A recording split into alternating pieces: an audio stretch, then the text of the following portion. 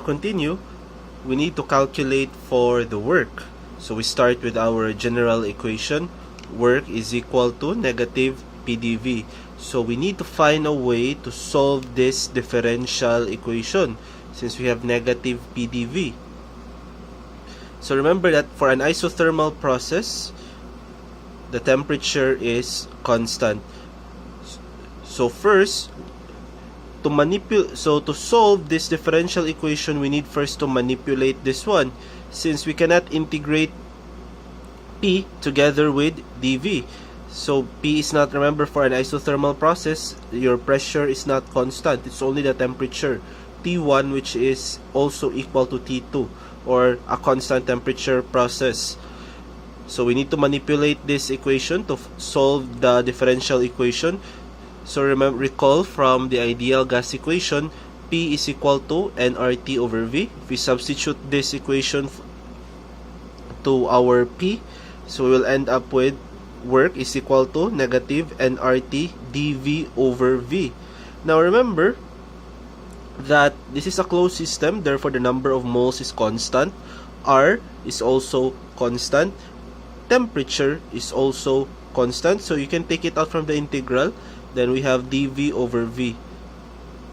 So basically what we did here is we express P as a function of V. Kaya di man na ito ma-integrate ang P together with dV. Okay, variable dire is V, and this one is P. P here is also a variable.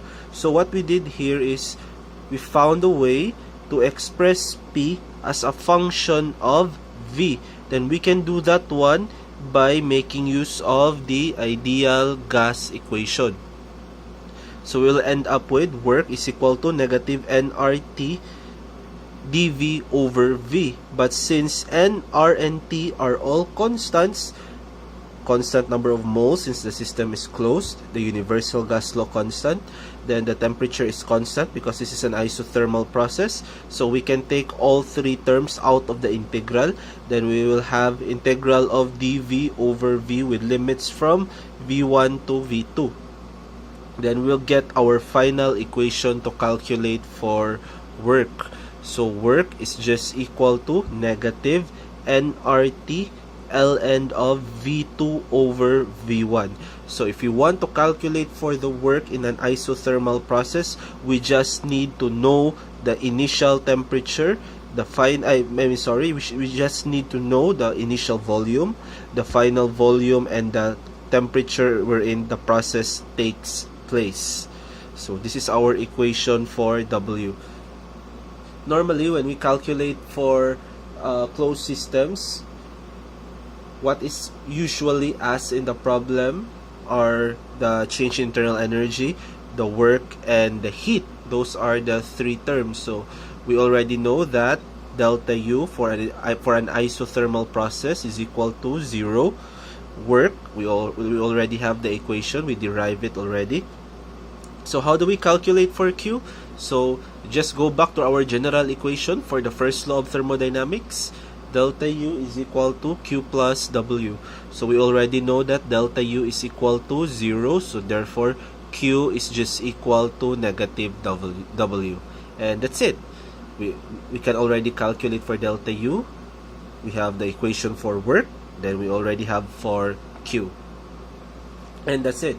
So those three equations are the equations unique to an isothermal process, in addition to our general equation. So you can use the general equation since that is true to all processes, plus the equation specific to an isothermal process.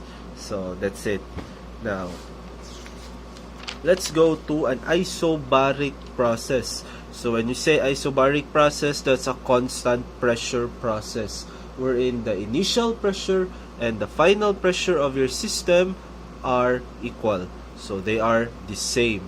So let's try to solve for the equations. So for an isobaric process, the delta U is not equal to 0. Di siya equal to 0 kahit ang pressure man ang constant, not the temperature. But you can easily calculate for the delta U for an isobaric process using our equation. Delta U is always equal to CV dt. always. Since remember that this is a general equation. So we can use this one to calculate for the change in internal energy for an isobaric process. So how about for work? So we start with our general equation for work. Work is equal to negative PdV. So we need to find the solution to the differential equation. But remember, we can easily integrate this one since pressure is constant. Pressure is constant, therefore we can take it out of the integral right away. There is no need to integrate P with dV since this one is a constant parameter. So we have work is equal to negative P integral of dV with limits from V1 to V2. So we can easily calculate our work. Work is just equal to negative P multiplied by delta V, or work is just equal to negative P multiplied by V2 minus V1, where P here, this is our constant pressure. Okay, P1 is just equal to P2, so it's just a constant pressure process. So this is our equation to calculate for work. So how do we calculate for Q? Now, normally we can just make use of the first law of thermodynamics. Delta U is just equal to Q plus W, where in delta U we have CV dt, then we already have the equation for work, then we can easily calculate for Q. Or we can also use this equation. We can use this equation that Q is just equal to integral of Cp dt with limits from T1 to T2. But kanisiya, this is just equal to our change in enthalpy, delta H. Diba? This is a general equation to calculate for delta H. So let's try to derive this equation. Yun sa mato ni pag-abot ani na equation na ang Q na equal naman sa delta H for an isobaric process. So how do we end up, or how did we end up with this equation? So first, we start with our general enthalpy equation.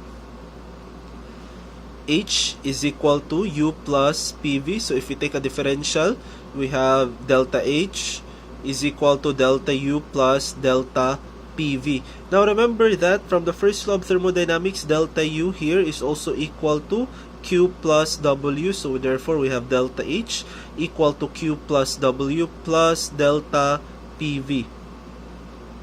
Now for an isobaric process, you remember that work is equal to negative P multiplied by delta V. So we can substitute that one in our equation. So we have delta H is equal to Q plus negative P delta V, which is the work for an isobaric process. Then remember here we have P delta PV. Remember from calculus, duV is just equal to VDU plus UDV from calculus. So therefore, delta PV, this is just equal to V delta P plus P delta V. This is taken from duV, wherein duV is just equal to UDV plus VDU. So delta PV is just equal to V delta P plus P delta V. So you substitute that one, therefore delta PV, this is equal to V delta P plus P delta V. So this one is negative, this one is positive, so both terms will cancel out. So we will end up with delta H is equal to Q plus V delta P. Now remember that this is a constant pressure process, therefore P1 is equal to P2. So therefore the change in pressure is just equal to 0. So makancel out po ni siya. Then we will finally end up with delta H is just equal to Q. So therefore, for an isobaric process, we need to remember that the heat Q for an isobaric process or a constant pressure process, that is just equal to the change in enthalpy, which is, from our general equation, equal to the integral of Cp dt with limits from T1 to T2. So therefore, heat Q for an isobaric process is equal to integral of Cp dt with limits from T1 to T2. So if Cp is constant in the case of ideal gases, so therefore Q for an isobaric process is just equal to Cp delta T. And that's it. So those are the things that we need to remember for an isobaric process. So ako nang gi-box para klaro. The equation for work, and we have the equation for Q for an isobaric process. So the ones in boxes. So ako nang gi-box siya na those are the equations unique to an isobaric process. Then previously katong gi-box po dako, those are the equations unique to an isothermal process. Okay? Continue. We have isochoric, which is in other references also known as isometric or also known as isovolumetric. So that is a constant volume process. So say constant volume, therefore the initial volume is just equal to the final volume. V1 is equal to V2. So sa itong dapat hinumduman aning isochoric na process, so work is just equal to 0. Muna ang ma-zero ani niya. Kaya remember, we have work is equal to negative PDV. Work is equal to negative PDV. Since we have no change in volume, V1 is equal to V2, therefore this term is equal to 0, therefore work is equal to 0. So, therefore, from the first law of thermodynamics, your heat Q for an isochoric process is just equal to the change in internal energy, which is also equal to, from the general equation, Cv delta T. So, dinata angay malibog, no? So, medyo daghan jud siya og mga equations. So, I would suggest na aside from memorizing the equations, it would be better if you can actually derive the equation by yourselves. Okay, kung makaderive ka sa equation, that means na nakasabot ka. Nakasabot ka sa concept behind it. So, that would be better. Okay? Now, we go to an adiabatic process. So, unsa maning adiabatic? So, the adiabatic process, ang atong hinumduman ani is in an adiabatic process, there is no heat Q. So, therefore, Q is equal to 0. Normally, in problem solving, makaibaw ka na adiabatic na siya kay nadyo na iingon na insulated. So, usually mo na ang keyword ana in when it comes to problem solving. When the problem states that, for example, this device or this equipment or this tank is insulated, so pasabot ana that's adiabatic. So Q is equal to 0. Pardon me kay medyo gisip-on manggug ko. So Q is equal to 0. So our first law of thermodynamics, so it will be reduced to delta U is just equal to W. So delta U is equal to W. So from the first law of thermodynamics, we can derive several equations. So let's try to do this one.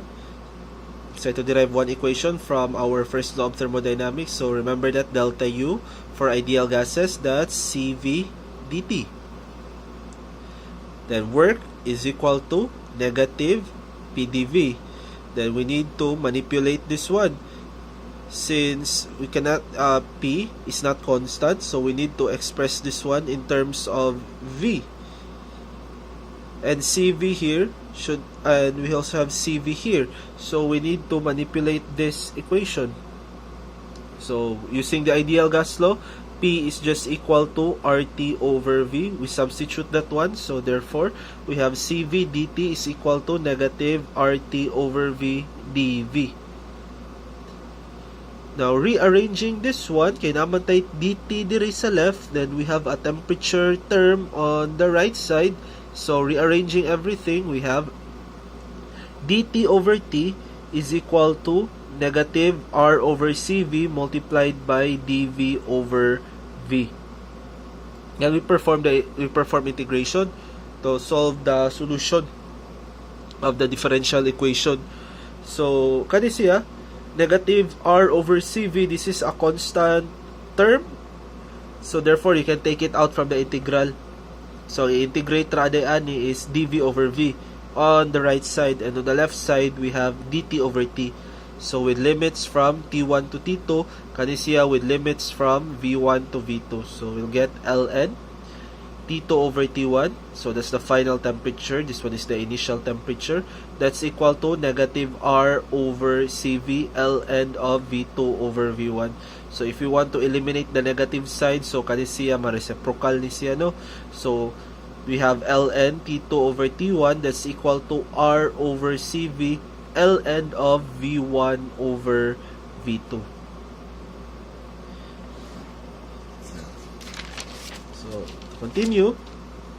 So further manipulating this equation, so using the laws of logarithm, so this one mahimo ni siya ba kanisiya, mahimo ni siya, you can make this one as the exponent of the term inside the natural logarithm.